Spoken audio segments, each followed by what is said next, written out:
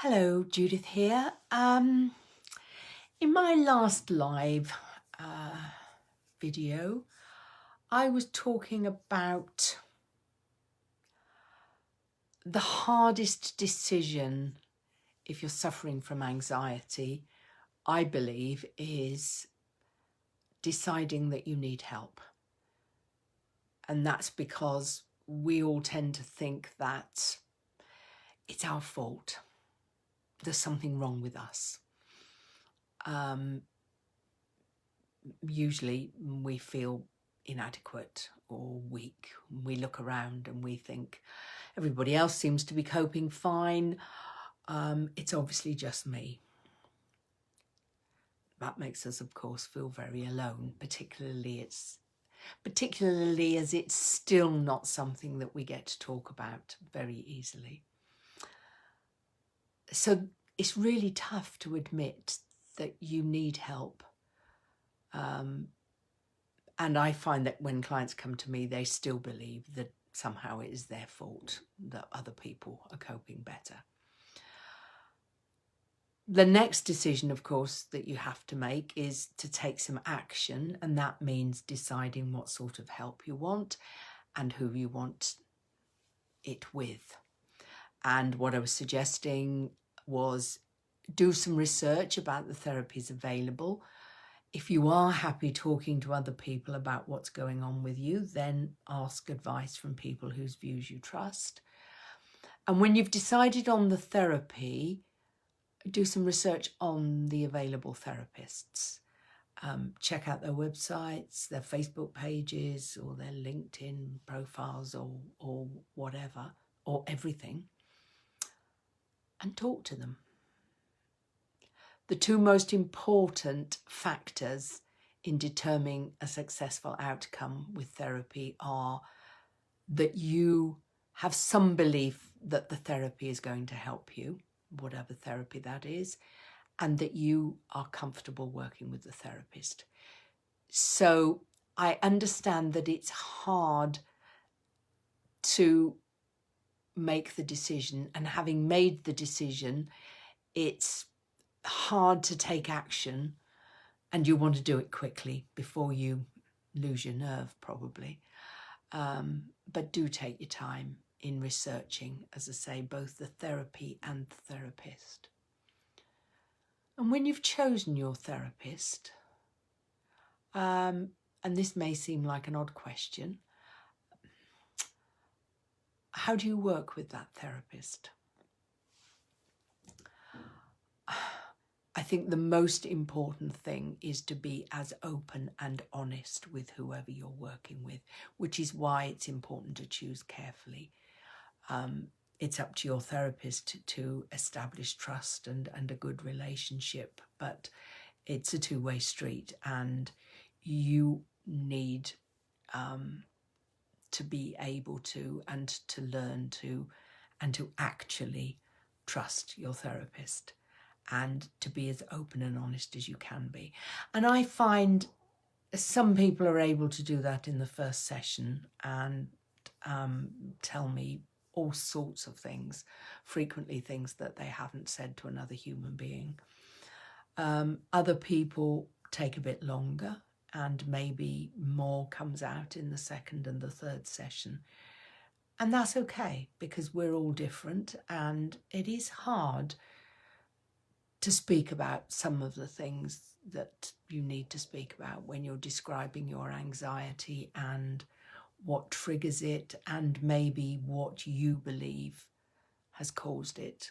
And yeah, it can be hard, and you should do so at your own pace. And if it takes you 2 to 3 sessions to feel comfortable with doing so, then that is absolutely fine.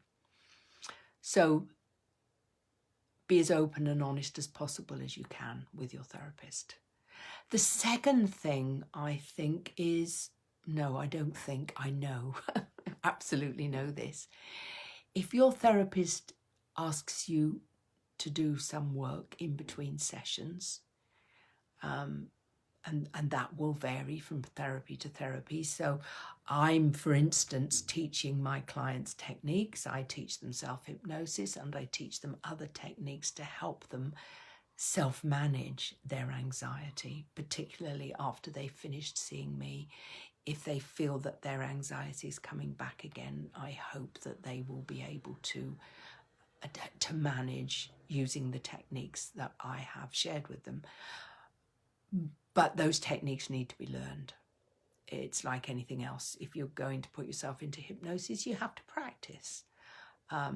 It's a question of learning a process and practicing it until you're able to do it as well as you need to be able to do it.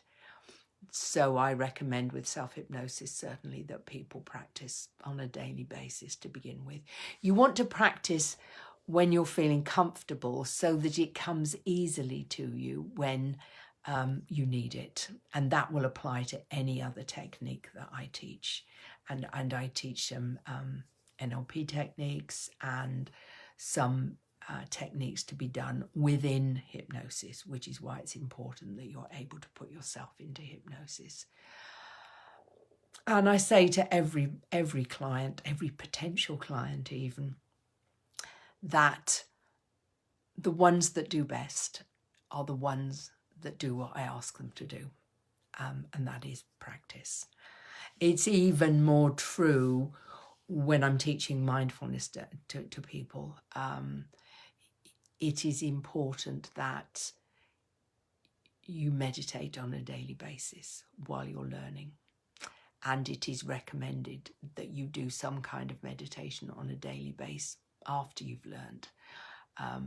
By the time you've learnt mindfulness, you will have a range of meditations available to you, some of which are very short and therefore can be slipped into the busiest day, some of which are longer, which can be your go-to if you're struggling, and also something you do because you enjoy doing it when you have more time.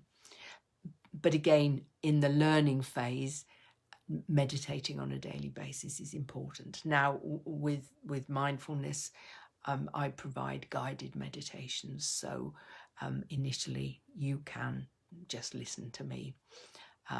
As you get more experienced, certainly with the shorter meditations, you are, if you want to, able to do them without the guiding. But if you want to do, I still listen to the guided meditations that I learned when I learned mindfulness. Not every day. Some days I just do the ones that I know well and can do easily. But sometimes I just need to hear somebody else's voice guiding me through it. And so it's fine. You have that choice. Okay, so I think those were the two main things I wanted to say about working with a therapist. Any therapists that watch this, you've got anything to add, please feel free. And anybody who's worked with a therapist who can think of something else that's important. So having chosen your therapy and your therapist, then be as open and honest as you possibly can be, because that means that your therapist can do the very best for you. And if you're asked to do things in between sessions, then the more you do them, the better the results are going to be. Okay, that's all I have to say for this evening. I hope that you're all well. And as always, before I see you next or you see me next, take care and stay well. Bye.